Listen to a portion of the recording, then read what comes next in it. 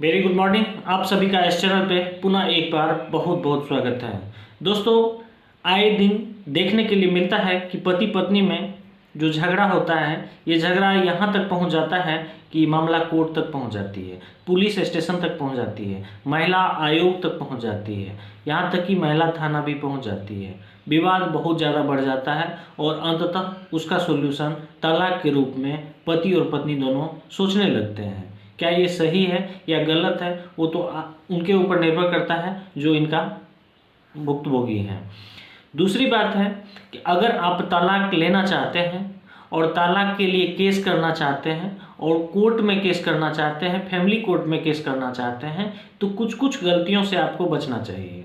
दोस्तों, इस चैनल का उद्देश्य है आपको विधिक सहायता देना, अर्थात कानूनी रूप से आपको सशक्त बनाना, कानूनी रूप से आपको मार्गदर्शन करना। अगर आपको अच्छा लगे तो सब्सक्राइब कीजिए, लाइक कीजिए और इसी से रिलेटेड यानी विधिक जागरूकता से रिलेटेड जो भी कंटेंट होता है, हम आपको सशक्त बनाने के लिए, आपको स्ट्रॉन्ग करने के लिए, आपको विधि का विद्वान बनाने के लिए छोटे छोटे क्लिप के माध्यम से आपके सामने हम लाते हैं।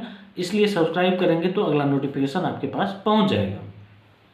अगर आप सोच रहे हैं कि केस करना चाहिए तो कुछ कुछ गलतियों से आपको बचना पड़ेगा। अगर कुछ कुछ गलतियों से नहीं बचेंगे तो फिर केस इफेक्टेड होगा और अंत हो सकता है कि आपको तलाक भी नहीं मिले।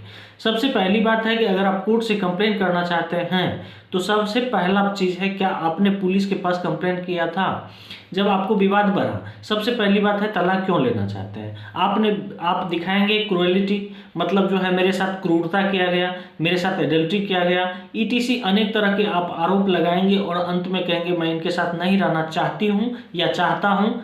तो उस स्थिति में क्या होगा, तो मैं आपको सबसे पहली बात बताऊं कि पुलिस कंप्लेन अगर आप करके उसके बाद आप कोर्ट का शरण लेते हैं तो ज़्यादा बेटर होगा। अगर आप पुलिस कंप्लेन नहीं किए हैं तब क्या करेंगे। पुलिस कंप्लेन अगर आप करते हैं तो इसका फ़ायदा आपको केस में मिलेगा। दूसरी बात है कि महिला थाना से भी आप संपर्क कर सकती हैं या फिर पुरुष हैं तो कर सकते हैं। दूसरी बात है कि अगर आप केस करते हैं तो केस में कुछ कुछ गलतियों से आपको 100% बचना चाहिए। वकील साहब को भी इस बात का अवेयरनेस करवाना चाहिए। जैसे क्या, सबसे पहली बात है कि आपके तलाक का कारण क्या है, उस कारण से संबंधित जितना भी एविडेंस आपके पास है, साक्ष्य है, चाहे वो ऑडियो क्लिप हो, वीडियो क्लिप हो, फोटोग्राफ हो, उसको केस के साथ सबमिट करना नहीं भूलना चाहिए। बहुत ऐसे होते हैं कि कहते हैं ठीक है बाद में जो है सरप्राइज के रूप में हम गिफ्ट करेंगे, देयर इज नो अच्छा चीज़, ठीक है। आपको स्टार्टिंग में ही ये लेके चलना चाहिए। दूसरी बात है, केस जब भी करते हैं तो उसका एक सीक्वेंस होना चाहिए। कब आपकी शादी हुई, कब आपका शादी लगना शुरू हुआ, कब शादी हुआ, कहाँ दिक्कत होना शुरू हुआ, शादी के बाद कौन सी फंक्शन, डेट वाइज अगर आप उसका सीक्वेंस बनाएंगे ताकि एक स्टोरी सॉलिड रूप ले सके तो उसका फ़ायदा आपको मिलेगा। कभी कभी करते क्या है कि उसका सीक्वेंस गड़बड़ कर देते हैं और जो मुख्य घटना घटित हुई है उसी का चर्चा कर देते हैं। कोई भी घटना अगर घटती है तो उसका बैकग्राउंड सबसे पहले बहुत पहले से फिक्स होता चला आ रहा है। आखिर कुछ ना कुछ तो रीजन होगा ना। सपोज कीजिए अगर पत्नी पति पे आरोप लगाती है एडल्ट्री का, कि मतलब उसका किसी और से अफेयर है और आपके पास कोई उनका प्रूफ नहीं है, तो भी उसका नाम मेंशन करना चाहिए, उसको पार्टी बनाना चाहिए।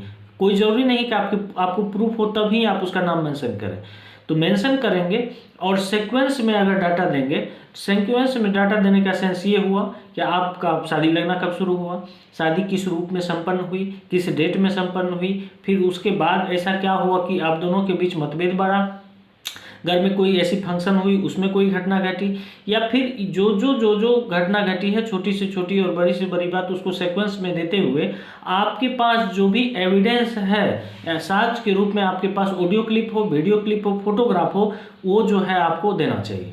अब मैं बताऊं कि केस में ऑडियो क्लिप या वीडियो क्लिप क्यों नहीं दिया जाता है।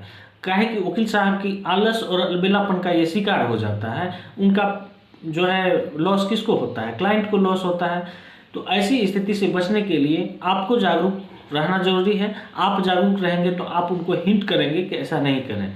अगर देखिए एक्चुअली होता क्या है कि कोर्ट के पास उतना समय नहीं है कि आपका ऑडियो और वीडियो क्लिप देखा जाए।